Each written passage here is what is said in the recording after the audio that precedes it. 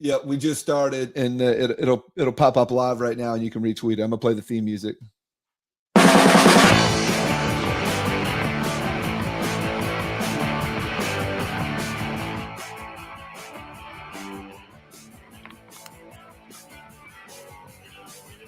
Sports, when you've got a great ball club. Sports, when you're leaving it all on the field. Sports, when you like your team's chances. Sports, to survive and advance in sports. For the teams you love and the teams you love to hate. Oh, it's Sports Channel 8. Yeah. Sports Channel 8. Hey! Hey! Hey! It is Sports Channel 8, the streaming show, coming at you on a Monday.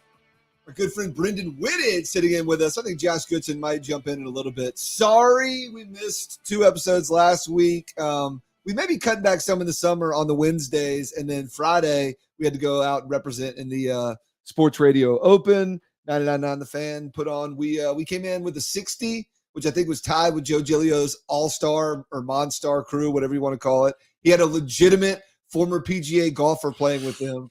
And then Scott Wood, who's 7 feet tall, so he's got the torque to drive at 300 yards. And we tied them. Some shady dudes came in with like a 53, but whatever. But that's why we weren't there Friday. Brendan, what's going on, man? What's good, man? I mean, a 60, so tied for second? I mean, it was like a 53 and a 54. There may have been like a 59. It's a format where you're playing best ball. So, right. But I'm assuming that, it sounds like folks was bringing in ringers, right? Like, it sounds like y'all were playing against a kind of a stacked hand a little bit. Yes, Giglio brought in ringers. In fact, I want to point it out. Giglio not only brought in ringers, he didn't have Jonathan Rand, his producer, playing on the team. Like, you weren't even like an after. He punted his actual working colleague for to go win the tournament. We also brought a ringer, but only because Josh Goodson couldn't play. He was running his own tournament Friday. How was your golf tournament Friday, Goodson? I just got notice that we finished second. My team. So literally the tournament that you were hosting? No, I wasn't hosting. It was the Wendell Chamber event. I did bring a ringer. I brought the director of golf at Lonnie Pool Golf Course at NC State out there. He's a neighbor, also a buddy of mine. And actually, Perm, you'll still the same setups. A lot of pressure though. Because even good golfers, you got to make birdies and make putts in these events to win. It's not something like you go out there and just hit it well, and then if you shoot even and win, you're like that's not going to happen. And I actually acquitted myself pretty well, mainly because I played well. I would hit the ball well, and then you would hit a safe, good shot, and then he could go for a great shot. The best example was the very first hole we had to play, which I say if you're going to play in a Super Bowl, everybody starts on a different hole. You got to start on an easy hole to get a birdie. Like if you had to play number 8 at Wendell to start, par 3 over the water, you're done. You're going to get off. You're going to get off on a bad front. But you'll know this hole. Number 15 at Wendell there's power lines. Okay, yeah. And your dog legs left pretty short to where if you're a really good golfer, you could potentially drive the green. I put one safe, and I went to my buddy. I said, hey, I need a high towering draw. This is why I brought you here, and this is why you're on my team. I expect to see that. And not only did he do that, he landed right off the green. We ended up making birdie. We didn't make eagle, but still, it was just that there was a lot of that all day. So I actually think it's more important to not actually count my shots, but to actually hit good shots. And then always count his. I agree. We were playing that same game too. Brendan, do you play golf? Yeah, I play a little bit. Not a lot. Definitely not since the pandemic or anything like that. But like a 9-hole or something like that. I go out there and swing a little bit. You grew up in Raleigh on or your most recent the place where your family lives now that you visit when you're in Raleigh is I don't want to give it away, but Yeah, no, it is something- close to. Yeah, it's close. It's It close has a to a golf golf course. name. I can't Yeah, remember it's- exactly what it is. I It's just know close to a golf something course, but golf-related. understand we weren't allowed to go on there. Yes, That's a very private get golf that. course. And so we definitely used to sneak on there sometimes and just like mess around. That was a lot of fun. But yeah, I didn't start like for real even and been doing anything until honestly Tiger really kind of got me more interested. My dad had tried to get me into it, but I mean, like when you're like a young kid, like playing golf is not something that It's too was hard. Yeah, it's kind of boring. You want me to walk around a lot? Like that's what this sport is, a whole bunch of walking around? No, not at all. So like basketball and stuff like that was more what I was into. But I have enjoyed like going out and knocking some balls on driving range and occasionally, like I mentioned, 9-hole stuff or go out with it was mostly my dad. Like, he was mostly the person that I played with. Because again, not a lot of black kids in Southeast Raleigh that I was hanging out with were playing golf. And like if your friends aren't playing, you're not finna play for real. Herm, It's too slow, long, and expensive for kids to get into. Herm, are you here? Are you at this point now where when you have kids, and I don't want to be like a little girl can play golf, right? But if you have a little boy, like that's obviously the most normal type thing. Like with me having a son now, I'm going to get him in the golf. And it's not so much because I want him to like be on the PGA Tour. Right. It's more so because me and you are pretty similar in our games now. Like we're not awful, but we're never going to be good. Like we are past we are past the point of being like consistently in the 70s or shooting even under par. It's not going to happen. Where we know a bunch of people who aren't professionals who do that regularly. And it's because why? Because they started swinging a club at 3 years old. And so there's a piece of me that wants to like get my son involved, mainly so like in 10 years when I'm a member of a place, we can have like a member thing and I can have him on my team to play from the up tees and we can just win everything. All right, but hold on. I'm honestly not trying to call you out here, but I do have a question of like, why does this not apply to your daughter? It can't. Like I'll use her as well, but if she does, like more of like if you have a son, like you get him into the sports that you play and stuff like that, which she doesn't have to. Why not a daughter? Like, no, I shouldn't have said it like that, but like I know it's just funny. I mean, my daughter's in dance. We've tried soccer, stuff like that. Now, mind you, she's also still super young to where like she doesn't really know what she does or doesn't like yet either. But we know she's like dance, she's like gymnastics, blah blah blah. So she's never been exposed to golf. She's never had a chance to even like. Did you get her a set of golf clubs? And no, she's pretty young. If you were like a football player and you were like, "Well, I'm going to get my son into football and my daughter," like I can kind of even still like whatever.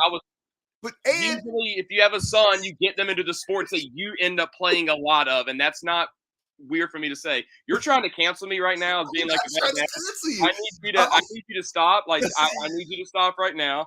But hold on. Take my daughter to the golf course, and I will give her a chance. I'm sorry, I used an example of my son who's 2 months old. You're not making me feel bad about this. Let's move on to the tournament. I'm not going to get canceled. Light him up, Hayes. Light him up. It was also just funny the way that you couldn't even just go with like, hey, I've got a son, I can't wait to play him. Like you specifically mentioned like, yeah, daughters, whatever. But like, yeah.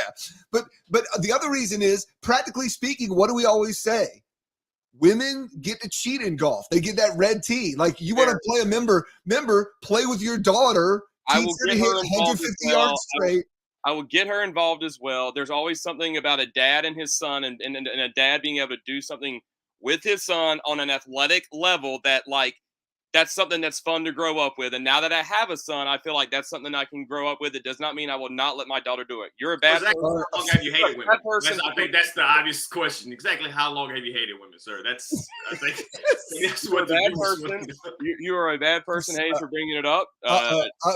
Goodson got canceled. Goodson's no. Goodson's not canceled. It was just funny the way it went down. But yeah, get her out there. The guy that we actually brought in is our ringer. People don't care about our golf game, but we're still talking golf.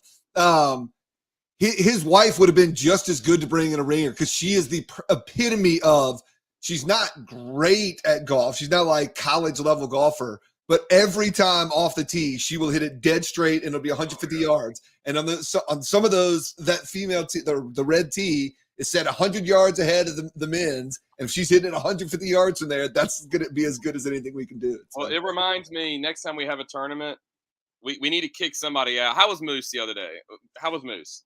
I don't think we need to kick anybody out, mainly because it would likely be me who gets kicked out. So this was good enough. I was gonna say I always forget that my sister-in-law played golf at the University of Georgia, and like I played with her a couple times, like last year, like up at Wakefield where there are members at, and I'm like, oh yeah, I forget that like you're really good, and you can literally not pick up a club for like 2 months or 2 years It'd still be good. shoot 78 or something like that. So she needs to be on the team. We got to kick somebody out. All right, sounds good. We'll do it. All right, the Canes still waiting for the playoffs to start. They're frauds. They are frauds. I think you got to win a damn road game at some point. And I know Ben Swain. If he jumps on, he will probably say, "Give me the hockey reasons of why it's different." And also, mind you, the first 2 games, it's not like the Canes blew those games out. I know, but they look so different from at home and on the road to like somebody like me who's like goes to the game and watches the game. They are a literally different team on the road, and it doesn't make any sense. And they're frauds right now. I don't even care if they win this series. If they win this series again just by winning home games, they're frauds. Kansas is going to destroy them. It doesn't matter. I want to ask, because I was watching the last one versus the Rangers, and they were talking about how bad they've been in the power play. It was like 9 of the last 90 or whatever. What is that? Like, I don't know enough about hockey to know like why, or is it just like bad luck? It's just that like kind of like one of those generally like a good. I think the number 1 power play generally like maybe converts a quarter of them, 20 to 25% of them. I think is a good number, and I think the Canes for the playoffs are like 5%. The very novice hockey person, I feel like they just don't shoot enough. So many goals in hockey, and I joke about it, but like so many goals end up being like luck or random deflection or something just happens, and it's like put it on net. Like who cares if it's even fast or even like gonna go in? But like at some point you're gonna have just crazy stuff happen, and I feel like the Canes, they like to pass it a lot. The game winner from game 1 was like almost by admission, like the guy was like, I was looking around, I didn't see anybody to pass to, so I said, worst case scenario, just throw it on it. That's kind of my basketball game is similar to that. I'm at 6'3", I'm taller than most of the people I play with. Every now and then I'll be matched up with somebody, but like if I catch it and I'm within 3 feet of the rim, like I throw it up ugly, but I'm like, if I'm just getting it up there soft, there's like 50% chance it just rolls in by luck. Decent chance that I'm one of the people there to get the rebound. Like that's my basketball philosophy. It's like I'm this close, we've got it here. Let's just throw it towards the rim, and there's a decent chance the result will be good, even if it's not the ideal one. So, yes, we don't have a hockey expert among us. So your guess is why they suck at the power play is as good as ours. You got any logic on it, Brendan? No, none at all. Like I'm even more of a hockey. Yeah, like shoot more sounds like a fantastic idea to me. I'm like, yes. You I feel like Canes don't have a killer. No, like we joke we would joke how like you watch the Capitals on the power play forever, and there's like Ovechkin sitting there just like sniping. Like when he catches the puck, you're like, oh my god, he's going to make this. Like the Canes, I feel like just don't like they have a bunch of great like the teams that are left over all have like a killer. Like what is it? McDavid, is left.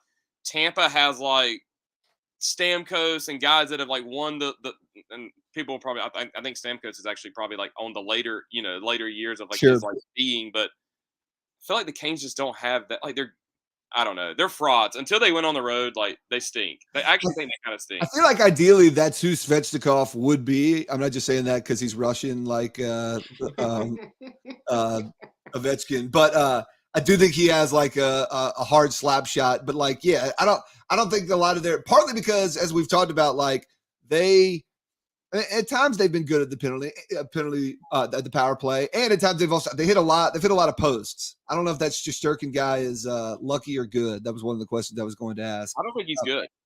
It's just a lot of posts. They talk like he's really. I mean, I don't know. What's his name's Igor Shesterkin, and every time I hear his name, I think of Turducken.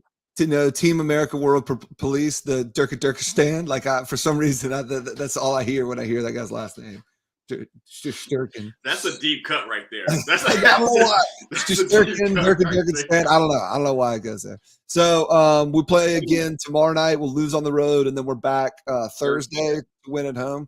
I'm kind of in agreement with you, especially if we're only winning games 1-0 or 2-1. Like at some point we got to. I mean, literally, we're not winning the Stanley Cup without winning a road game because at some point we're not going to have home ice advantage. Right? Technically, not. Like, so I think it works that the Canes would only not have home ice against against Florida. So if they actually move on to the next round to likely play Tampa, who's up 3-0, Canes would have home ice again. And then against the West, I think the only team they would not have home ice against is Colorado, which is So there's literally only 2 teams. So they could, in theory. It'd be amazing to play 4 7-game series, go 16-0 at home, 0-12 on the road, and be like, champs. But it also means that you might get a chance to see them win the Stanley Cup at the crib. Like that might be 100%. That might be it. I'll take it. They're like Nadal. Like they can only win on one surface, but they're dominant on that surface. They're like, I'm the greatest of all time because I won 15 French Opens, baby. That's going to be the Canes. Like, I'm kind of out on the Canes, which is a weird way to say being in the second round up 2-1. It's just. Yeah, it's a weird time to pull the ripcord. I'm not gonna lie. It's weird to like be like out of them and think they're like kind of stink and not playing well, but God, like you can't just keep living off of hockey's so finicky and so fickle that they probably should have lost game 1, and it like we're trash until 2 minutes to go and then scored a goal. Like it can turn really really quick, but it's not. NBA games have a lot of times where like team gets up big and obviously everybody comes back and it's a game in the fourth quarter and both teams have a chance to win. Hockey, at least right now, it feels like whoever's get that first goal is just not a great fit, at least from the Canes, because the Canes just aren't scoring as much right now. And I don't know. I think they kind of stink. The Canes. Are you back? The Canes. That whole exchange right there seems right for like freezing cold takes if they come back and do something with the rest of this postseason. Like I gotta see it. Just clip it up and just hang it up, pin the tweet. Like it's right there. Look, we try and do our own thing, but Goodson's always good. Goodson was raised in sports radio, so he knows sometimes the best thing is just to have a simple hot take, Canes stink, and stick with it, and then people will tune in to hate you. But you can be one back with a 4-1 win on the road tomorrow night, and then if they win 4-1 tomorrow, they 100% do not stink. It's pretty easy. Speaking of which, are you being drawn back to the NBA after 2 straight single-digit games, Goodson? No, not. I think didn't somebody win by like 9 last night again?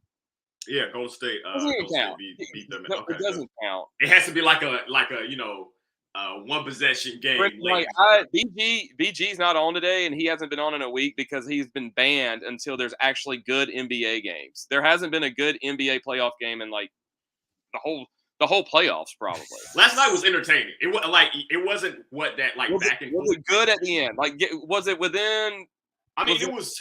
Was it a single possession with 2 minutes to go? No, they got to about 5. Not a good game because 2 minutes to go. 2 minutes to go to an NBA game is like another 30 possessions. If it wasn't 2 minutes to go and not a good game. You did miss Andrew Wiggins nearly take Luka Doncic's soul, which was fantastic. That was amazing. Hold on, I might be able to find that. Andrew Wiggins. Keep talking. But him like Luka deciding to, because it was obvious once Wiggins got past his primary defender, they don't have a shot blocking presence at all on that court. But for sure, as soon as it was Luka and Wiggins got one step and you knew where it was going, because Wiggins has done this pretty consistently this year, that he's just going to bang. Sorry. No, and I was very surprised that Luka didn't just make a business decision there. Like, because he made half a business decision. Because, like, he jumps and then, like, he turns his body. So he doesn't have a real opportunity to and obviously Luka doesn't have the ups like that, but he doesn't have a real opportunity to make a real play on this. He just kind of like halfway makes the play, and then somewhere in his jump, he realizes, hey, this is not going to go my way, but it's too late. And it's goes by drops the sledgehammer, naps it outside. Let's see it again.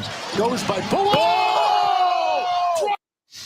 and like him Luka collapsing on the ground, holding his head makes it even better. And like they originally called it a charge on the court. Curry did a really good job of challenging that. But that was it for the game. Like there's 6 minutes, 30 seconds left on Luka Doncic, but it is a good bucket and poster by Andrew Wiggins. challenge successful, and Wiggins has his third career play. There we go. Yeah, this also gives me an opportunity to talk a little bit about like how fantastic Wiggins being on the Warriors has been. He was kind of derided for a long time in his earlier in his career for not being something, right? When he was paired with Karl-Anthony Towns and then briefly for Jimmy Butler, it was all about what Wiggins wasn't. You know, he was #1 overall pick. He was incredibly athletic. It kind of felt like the sky was the limit. He was good in his 1 year at Kansas. And then he wasn't what some people wanted him to be. Now, if you look at his career stats, none of them jump out at you as being like, oh, he's a super bust or anything. This guy averaged 20 points a game for a couple seasons. Just recently made the All-Star game this year. But it was the fact that he was able to go to the Warriors and he didn't have to be the #1 option offensively. Like he's as much as people talk about him not being the #1 option, he is kind of the #1 option defensively because he's guarding Luka. He's the primary defender on Luka a lot. And him finding a place where he didn't need to be the #1, #2, or even honestly the #3 option offensively and still give you 17 points a game, shooting 40% from 3 in the postseason, guarding the best perimeter player on the opposition. Like that doesn't sound like a bust to me. You know what I mean? Like that's you can be a highly drafted player and still not be. I heard I think it was Barkley or maybe it was Shaq talking about, hey, if you're #1, you gotta be Olajuwon, you gotta be Shaq. Everybody's not going to be like a top 50 all-time player that gets selected #1. There's a large difference between that and Bargnani, right? Like you can have a really, really good career, and we'll see what the rest of his career looks like, but it's the importance of fit more so than anything else. You can be talented, but everybody, like LeBron, you drop him anywhere on God's green earth, he's tripling his worth, right? Like you, regardless of where LeBron went, regardless of where some of these Shaq goes, regardless of where some of these people go, they're going to completely alter a franchise. Some guys are just really, really good, but still need to be put in a system that they can do best. And Wiggins is kind of the poster for that. Andrew Wiggins' dad went to my high school. What? Mitchell Wiggins, yeah, is his father. Mitchell Wiggins grew up in Kinston area and went to North Lenore. Dude, that's crazy. We need to start putting Wiggins' name in like the Kinston. You know, everybody talks about like Kinston's got the craziest amount of like NBA players produced from a small town, and then like Wiggins' dad being from there. That's like I never knew that. Me either. That's like one step removed. You need to write a story on that. Like that's the piece of Kinston. I will to your point. Bomani used to describe this well, where he says to win championship teams, sometimes you need role players that have elite player skills. And they used to always say like Rasheed Wallace is like that. Like Rasheed Wallace can't be Shaq, but he is an elite player. Yeah. You just need him to do role player things. And that's kind of what to your point of like Wiggins, that doesn't mean that he won't score 20 or that he could score 40 in a night or be the best player on the floor in some nights. And he was huge for them last night. He was at like and especially on the offensive rebound tip, like defensively, you know what he's giving you. He's a good primary or secondary defender. Like there's a lot of talent that he has, and that's been obvious and present. Him being able to be in this role right now for a team that, you know, regardless of what happens this year, Golden State looks like it is set. Like they look like they're going to be here for a while. Steph and Clay look like they're healthy again, and Draymond, Jordan Poole. I'm assuming at some point they'll get Wiseman back and he'll give them something. And then you add Wiggins onto it. Like they're kind of stacked to be around for a second. I saw somebody rolling through Raleigh with Golden State Warrior. They had a Honda CRV, I think, and they had Golden State Warriors flags, you know, like as if they were like NC State football or ECU football fans. They had those flags, and I was like, that's got to be a Davidson grad. I was thinking, that's got to be a Curry connection. Like that's the only a Davidson grad nerd would throw up Warriors flags. Maybe Charlotte, maybe a Charlotte native, maybe. Speaking of the NBA, let's take it to a slightly local angle. This weekend, maybe you know the details better, Brendan, about what the NBA draft combine is going on, and people were noticing, hey, that guy Terquavian Smith can shoot very well. I think he finished first into the Sebron are going 1-2, right? Smith and Darion Sebron are going 1-2 in the draft. The draft overall. But now, it sounded like both of them were doing pretty well, but especially Terquavian Smith, and it seemed like he was climbing onto people's radars or moving up draft stock. Do we think he's gone? Chime in from the NBA perspective. I mean, it's hard. And like I'm still doing the NBA stuff right now, so I pretty much wait on a lot of the draft, like because there's a gazillion mock drafts and stuff. You know how this goes. Before a draft, you get a gazillion mock draft and stuff, and people are going to move up and down. You also have personal workouts, which will mean a lot, which can mean a lot more. Sometimes you get one-on-one workouts. Sometimes a lot of these drills are kind of against chairs or cones or something like that. But obviously, he's a phenomenal shooter.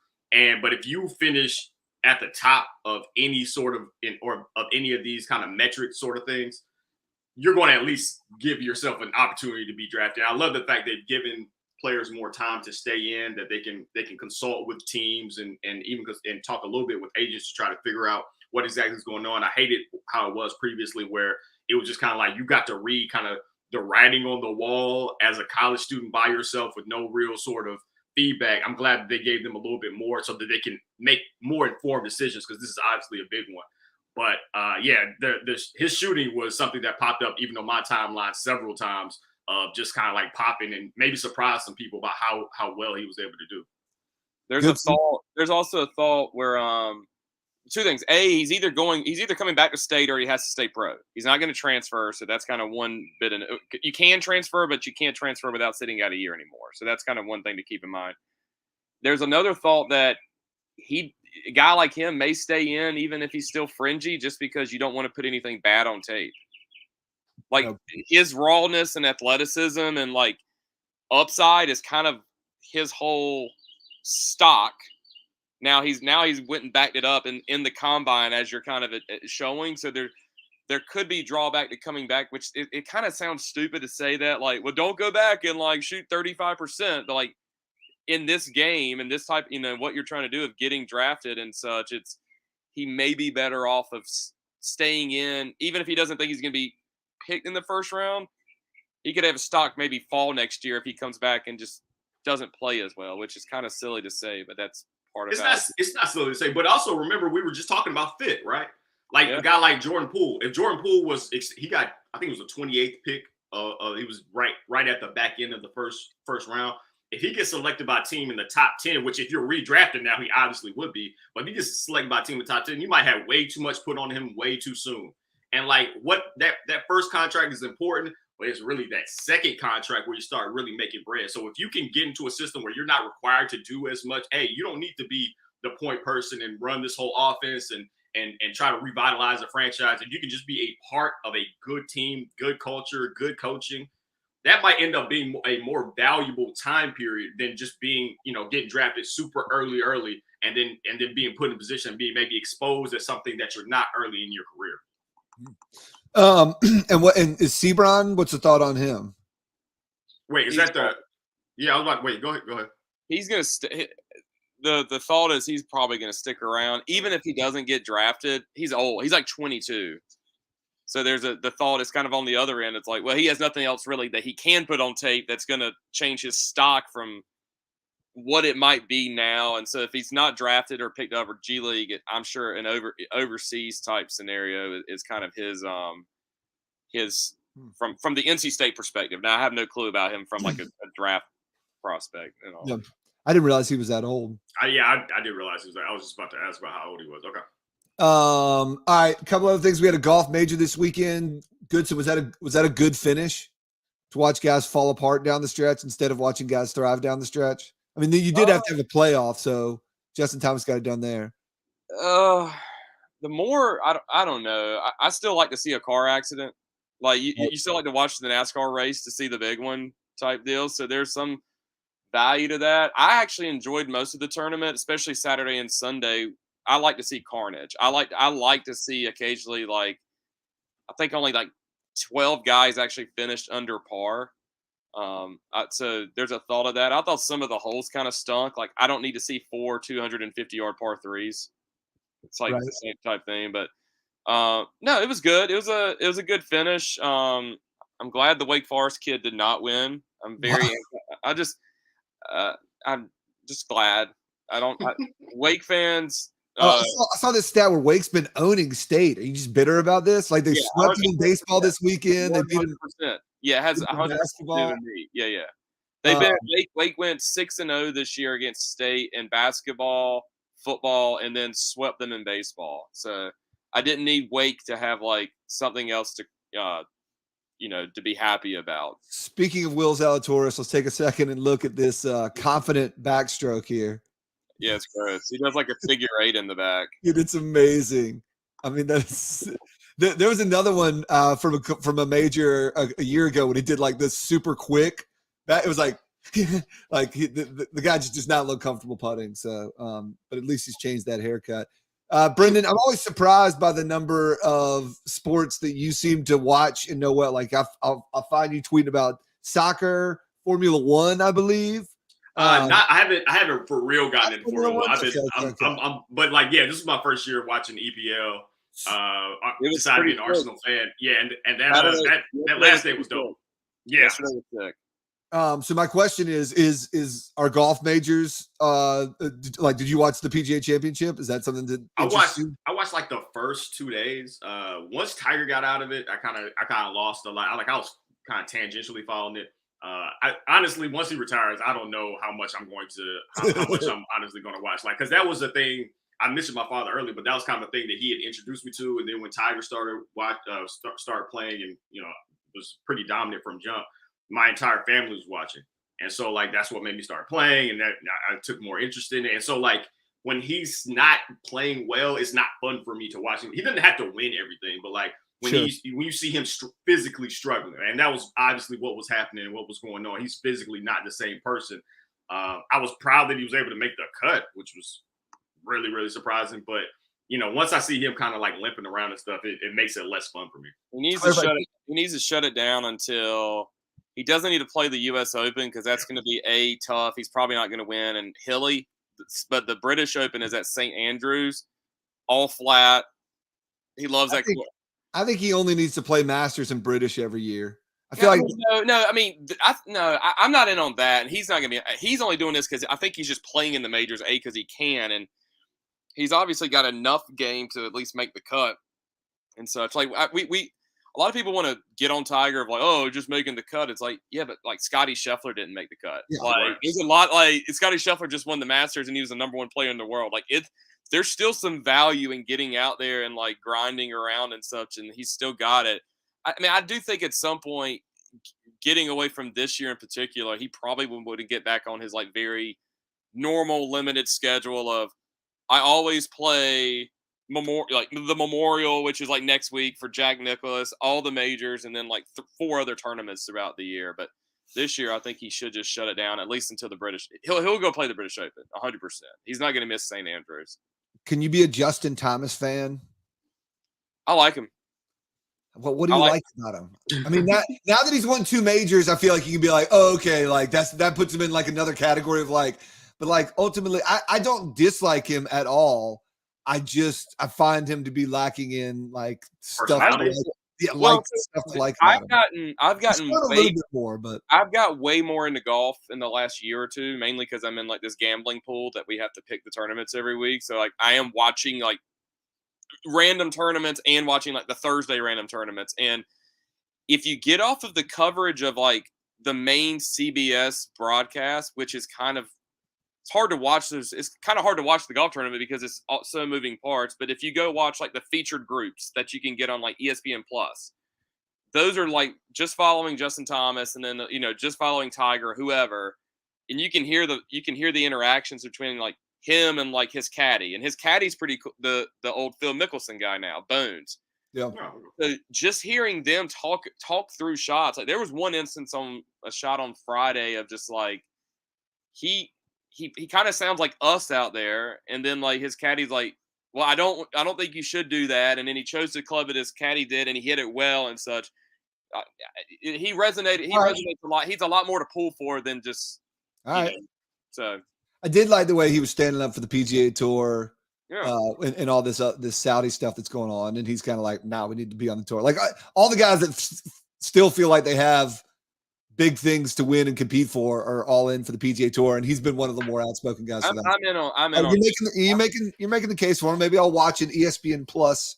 I'm a JT guy, but it also, like I said, A, because I watch a lot more about, and B, like I play a lot more now, and I think you, Perm, like playing a lot more. Like I think there would be some value into like hearing these guys talk through shots. It's like, yeah, they're way, way, way better than us, but they still have the same doubts and the same like concerns that we do, except I they're don't want to be long. Like I want to go for it, but I definitely don't want to be long. oh, yeah, right. And like, so it is interesting if you can watch it on that. Like watching it just on a main telecast feed, it's kind of impossible to like figure out personalities and such. So I do think golf is doing a better job of meeting what its audience wants. Because like people like you are like, yeah, well, I'll eat that up. Or like, remember a couple years ago when like Steph Curry played, and I don't think they realized like, yo, if you had a like good promoted live stream of this, there are millions of people that would watch every shot of this to eat it up. And I think there was kind of like a realization of that. And some of the featured group stuff I think is in response to that of like, oh, dude, like whatever. There is an appetite for especially more intimate golf coverage. But yeah, like I would watch. I don't love the two celebrities going against each other, like the quarterbacks that are all playing. I was just about to ask, was it Josh Allen and Patrick Mahomes? It's gonna be like if you're gonna do those, it needs to have Tiger in it all the time. Or like you can't. I don't care about Josh Allen and is it against Brooks and Bryson or Bryson and Rory? I think it's Allen and Mahomes, and then Brady and Rodgers, right? Quarterbacks. Quarterbacks versus quarterbacks. It's not even golf. Yeah, that's. Yeah. But seeing Steph Curry compete in a web.com, or if like one of those guys is good enough to actually hold his own on, one of the tours, or like Tony Romo playing for US Open qualifying, like I'm watching that. Like I'm dialed in because the stakes are real. Like this person is trying to compete in that tournament, and you get to see where they stand against the other competitors. So like they need to get more of that. Like find hockey players that are actually good enough to shoot, 2 over in a web.com or maybe 2 under or whatever. Put them in there and I'll watch that. I was going to throw some ACC baseball talk at you, basically to talk about how I don't know anything about it, but we'll save that for later in the week. When the team tomorrow. I know, but my question was, is anybody good? Anybody we care about? Like Virginia Tech is the number 1 team. I'm like, how do we let this happen? Yeah. We love to see State or UNC get up there, or it's like Miami or Florida State. Like that's how it's supposed to be. And it's Virginia Tech. And I'm like, what is this? State and Wake play. I know they open up tomorrow with each other. The Coastal's led by Louisville and Notre Dame. Like gross. Who cares about either of those? I mean, the Atlantic. The Coastal is led by Virginia Tech and Miami. Miami's a legitimate team, but is State who's going to the NCAA tournament? Will State make it? They were going to until they decided to lose like 1 million games in the last like 2 weeks. Like I think they're like legit. I saw like a last 4 in type thing of the tournament. So they probably, it would behoove them to not lose their opening game tomorrow against Wake Forest to still get in. Gotta love State on the bubble. Can I give a quick shout out since we're on baseball? This is kind of relevant. Howard made the NCAA tournament, the softball team at the NCAA tournament for first time since 2007. Just got knocked out by Mississippi State, but scored the first runs in the history of the program. Shout out to Coach Tori Tyson. We had her on for Bison Express last week or 2 weeks ago. She's doing really big things for the program, and they look like they've really, really turned the program around. So shout out to them. I was really, really proud of them. Should be something up on Bison Express sometime later today or tomorrow. Very cool. Did they go? Now we're gonna I'm gonna ask you a softball question. Did they go like heavy portal to get where they are? Like, I mean, or was this just like built? I mean, I don't believe so. No, these were like homegrown. Yeah, like she has a hell of a pedigree. Her dad was big time. Is like a big time high school softball coach in Cali. She was a big time player for Nebraska. She coached at the fast pitch softball league. Like she's got a lot of big time credentials. This was her first college head coaching position that she took. She was in at a College Park up the street not too long ago in 2018. And so she made it pretty much an immediate impact. And so she's just been able to.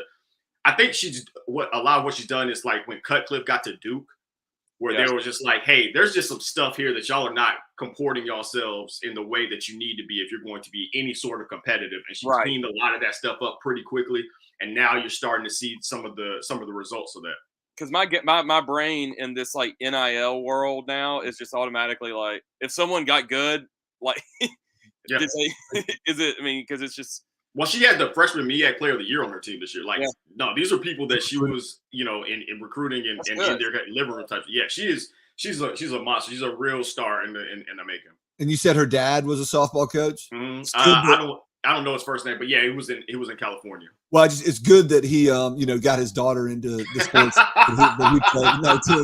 It's real good to see that happen. On that note, check out work at Bison Express. Yeah, BisonExpress.org. Yep. BisonExpress.org. Follow him on Twitter at HUCosell. Go get your mortgage done with Josh Goodson. I know you think house prices are expensive and rates are back up, so it's a bad time to buy. Wrong. It's a worse time to rent. Hit Goodson up, and he'll tell you why it's a good time to buy right now. Not even joking on that. Renting right now is absolutely stupid. And I ate at the Angus Barn last night, so I'm still full, but I'll be eating Angus Barn for lunch. What'd you get there? We were debating the tomahawk, but we did not. I just went prime rib. Pretty simple. Good group of dudes for a buddy of mine graduating. What? Good, but as we've talked, Angus Barn is. No, I'm glad you said that, because so many people go to Angus Barn, they're like, just not even that great. I'm like, yeah. No, it's a very good steak, but as we've talked about places like Southland Steakhouse, Angus Barn, you're partly there for the experience, right? Like that's baked in, but it's still. I get mad at people who go to steak. Angus Barn and they're mad that like this was not the best steak I've ever had. It's like, well, it was good. That's you. It was a really good steak. That's a you problem. Barn problem. All right, for Goodson and for Brendan, we'll do it again soon. We'll talk to you guys. Sports Channel 8, we out.